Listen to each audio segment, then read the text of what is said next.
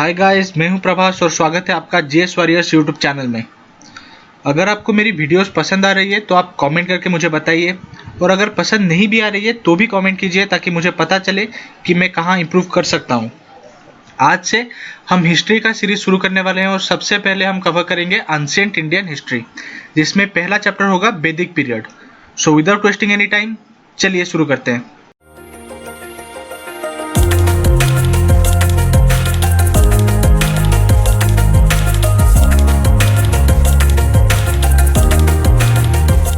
पहले हम जानते हैं वेद के बारे में।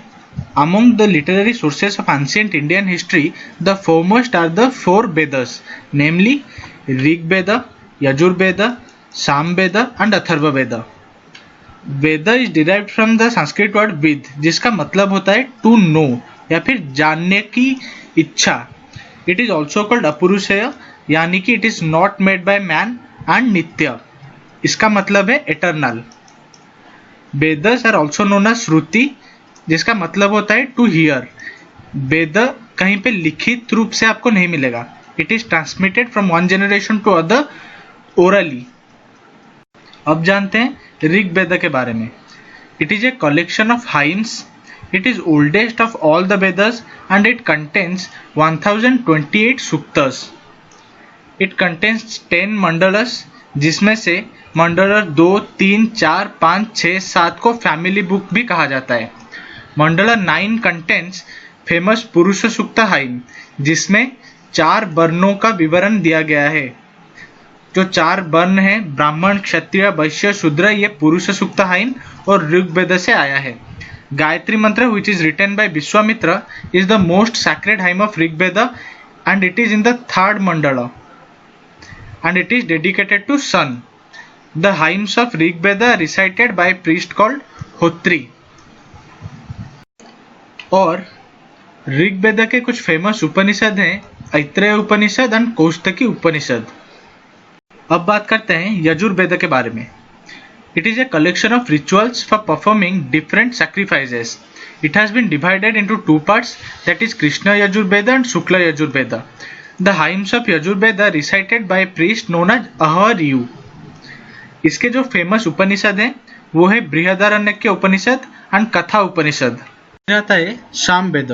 The science of music originated from Sama Veda. It was सung by a particular type of priest called Udgatri. It is known as book of chants. और इसके जो फेमस उपनिषद हैं वो है चंडोग्य उपनिषद एंड केना उपनिषद। चंडोग्य उपनिषद में भगवान कृष्ण के बारे में लिखा गया है। फिर आता है Atharva Veda. It is a collection of charms, magics and spells. The term Atharva means magical formula. The hymns of Atharva Veda are meant for warding off evils and demons, winning over friends and gaining material success. No Brahmanas belong to Atharva Veda. और इसके जो famous उपनिषद हैं वो है मुंडक उपनिषद, जिसमें से सत्यमेव जयते आया है। सत्यमेव जयते मुंडक उपनिषद में मेंशन किया गया है। ये तो हो गया वेद की बात। अब बात करते हैं उपवेद की। ऋग्वेद का उपवेद है आयुर्वेद, जिसमें मेडिसिन और लाइफ के बारे में कहा गया है। यजुर्वेद का उपवेद है धनुर्वेद, जिसमें आर्ट ऑफ वॉरफेयर के बारे में कहा गया है। सामवेद का उपवेद है गंधर्व वेद, जिसमें म्यूजिक, डांस और पोइट्री के बारे में कहा गया है। फिर आता है अथर्व वेद। इसका उपवेद है शिल्प वेद, जिसमें इंजीनियरिंग और आर्किटेक्चर के बारे में बताया गया है। अब बात करते हैं वेदांग के बारे में।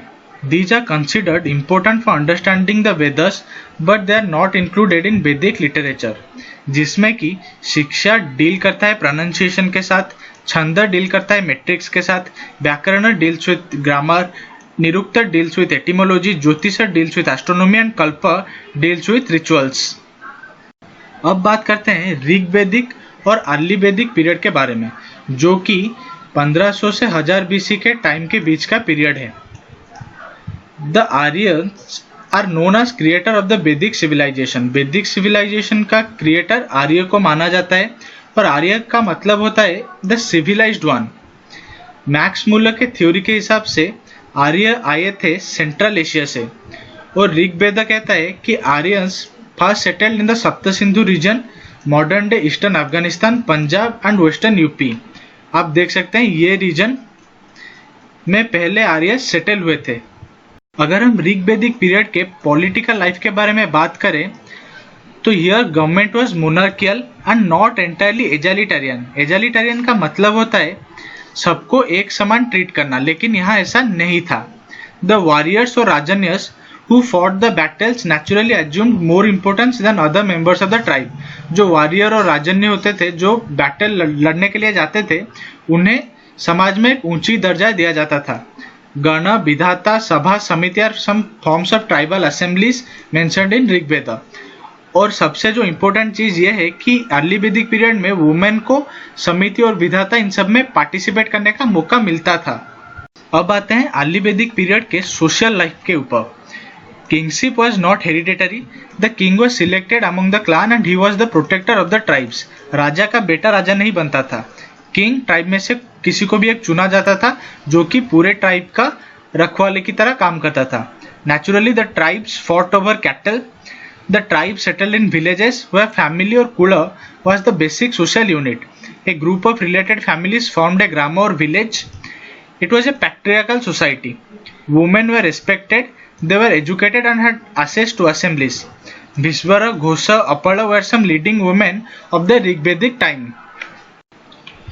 Marriage was monogamous, but there were certain indications of polygamy as well। Polygamy का मतलब एक से ज़्यादा पार्टनर रखना। The Niyoga system allowed a childless widow to marry the younger brother of her deceased husband for the sake of pregnancy। There were no child marriage। Marriageable age was around 16 or 17। The three hymns or poems of Rigveda describes the battle of 10 kings in which Sudasa defeated the coalition of 5 Aryans and 5 non-Aryan tribes on the bank of river Parsuni, that is modern day Rabi। राबी नदी के किनारे सुदसा ने 10 राजाओं के collision को हराया था, जिनमें से 5 आर्य थे, 5 नॉन आर्य थे। इसे बैटल ऑफ 10 किंग्स भी कहा जाता है और यह सवाल यूपीएससी और एसएससी काफी बार पूछ चुका है। The Aryans were wild and turbulent people। They were much addicted to Somo and Sura। Somo was drunk at sacrifice and Sura was purely secular। There were 4 ashramas of a man's life, that is Brahmacharya, Grihastha, Banaprastha and Sannyasa। अब हम बात करते हैं उनकी economy के बारे में। Their bronze smiths were highly skilled and produced tools and weapons which were superior to the Harappan culture। There were a mixed economy, that is pastoral and agriculture, in which cows played a dominant role। Cows were called aghanyas, that is not to be killed। Horse was almost as important as cows। Measure of distance था gabyuti। Measure of time था godhuli। The staple crop was yaba, that is barley, and they were familiar with copper। अगर हम उनके religious life की बात करें, then the Aryans personified natural forces and looked upon them as natural entities। They practiced naturalistic polytheism, यानी कि एक से ज़्यादा भगवानों की पूजा करना। उनमें से सबसे इम्पोर्टेंट भगवान जो थे वो थे भगवान इंद्र, जिन्हें वारलॉर्ड भी कहा जाता था। सेकेंड इम्पोर्टेंट गॉड वाज अग्नि, जिन्हें मैन और गॉड के बीच एक इंटरमीडिएट कहा जाता था। Varuna God was supposed to uphold the natural order। Somo was considered as god of plants।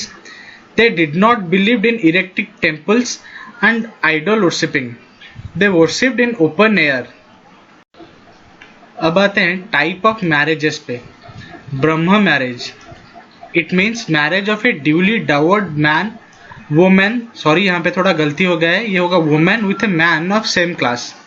Then आता है Daiva marriage, marriage in which father gave his daughter to a priest as part of his fees. Arsha marriage, marriage in which a token bride price of a cow and bull was paid to daughter's father। Then comes प्रजापत्य, marriage in which father gave the girl without dowry and without demanding a bride price। फिर आता है गंधर्व, marriage often clandestine by the consent of 2 parties। फिर आता है Asura marriage, marriage by purchase, Rakshasa which means marriage by capture। फिर आता है Paishacha, marriage involving seduction of a girl while sleeping and etc। ये जो 4 मैरिज टाइप हैं जिसे रेड कलर का मैंने किया है, these are condemned by the society then। फिर आता था Anuloma marriage, means marriage of a higher varna man with a lower varna women. और प्रतिलोम मैरिज था marriage of a lower varna man with a higher varna women. अब आते हैं लेटर वैदिक पीरियड में। इसे पेंटेड ग्रेवेयर भी कहा जाता है क्योंकि people use bowls and dishes made out of painted grey pottery. अगर हम रीजन की बात करें तो evidences reveal that Aryas were present along the Ganga Yamuna Doab. तो ये पूरे रीजन में यानी कि पूरे पंजाब और यूपी के रीजन में आर्य फैले हुए थे। और अगर हम सोशल लाइफ की बात करें, the fourfold division became clear and initially based on occupation which later became hereditary. इस टाइम पे फोरफोल्ड डिवीजन काफ़ी ज़्यादा क्लियर हो गया। पहले सिर्फ ऑक्यूपेशन के द्वारा ये निर्धारित होता था कि कौन ब्राह्मण है कौन क्षत्रिय है, लेकिन लेटर वैदिक पीरियड में ये हेरिडेटरी बन गया। और इस पीरियड में वुमेन को फ्रीडम और रेस्पेक्ट तो मिलता था, लेकिन उनका स्टेटस नीचे गिर गया था as compare to early Vedic period. And gotra exogamy was also seen, that is marrying outside one's gotra. अगर हम पॉलिटिकल लाइफ की बात करें, tribal settlements were replaced by kingdoms. पहले ट्राइबल सेटलमेंट होता था जिनमें हेड होते थे राजन्य या फिर वॉरियर, लेकिन अब किंगडम का कॉन्सेप्ट आ गया था। पावर्स ऑफ किंग और samrat increased. Women were no longer permitted to attend assemblies. Early Vedic period में वो लोग असेंबली में अटेंड कर सकते थे, लेकिन लेटर वैदिक पीरियड में उनसे ये राइट छीन लिया गया। द टर्म राष्ट्र indicating territory first appear during this period. A regular army was also maintained during this time. अगर हम पोटरी की बात करें, the later Vedic period used 4 type of pottery, black and red, black sleeved, painted grey ware, ये सबसे ज़्यादा use होता था। फिर आता है रेड वेयर। अगर हम रिलीजन की बात करें तो इंद्र एंड अग्नि lost their importance and Prajapati became supreme. Vishnu came to be conceived as the protector and preserver of the people. Pushan became the main god of Shudra. And sacrifices became important, including killing of animals as well. So guys, this is the end of this video. अगले video में हम पढ़ेंगे Harappan culture के बारे में। अगर ये video आपको पसंद आया है then like share and comment on this video and subscribe to the channel GS Warriors. Tap the bell icon to get time to time updates. फिर मिलेंगे अगले वीडियो में, तब तक के लिए जय हिंद।